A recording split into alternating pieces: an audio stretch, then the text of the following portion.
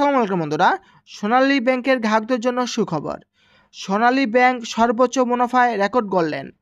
Record ৫,৬৩৪ কোটি টাকা পরিচালন মুনাফা অর্জন করেছে সোনালী ব্যাংক পিএলসি। সদ্য বিদায়ী ২০২৪ সাল শেষে ব্যাংকটির পরিচালনা মুনাফা হয়েছে ৫,৬৩৪ কোটি টাকা, যা বিগত বছরের চেয়ে ১,৭৮৮ কোটি টাকার বেশি। বৃহস্পতিবার ২ জানুয়ারি রাজধানীর মতিঝিল প্রধান কার্যালয়ে আয়োজিত এক সংবাদ সম্মেলনে এই তথ্য জানান ব্যাংকটির ব্যবস্থাপনা পরিচালক শওকত আলী খান। এই সময়ে ব্যাংকের ঊর্ধ্বতন কর্মকর্তারা ছিলেন। এমডি শওকত আলী খান বলেন, ২০২৩ সাল শেষে সোনালী ব্যাংকের পরিচালনা মুনাফার পরিমাণ ছিল ৩,৮৪৬ কোটি টাকা।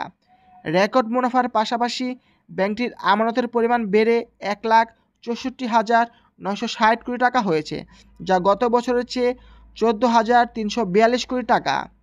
তিনি বলেন, ২০২৪ সাল শেষে ব্যাংকের নেট ইন্টারেস্ট ইনকামের পরিমাণ বেড়ে ১,৪২৫ কোটি টাকা হয়েছে, যা গত বছরের চেয়ে ৯৪৯ কোটি টাকা বেশি।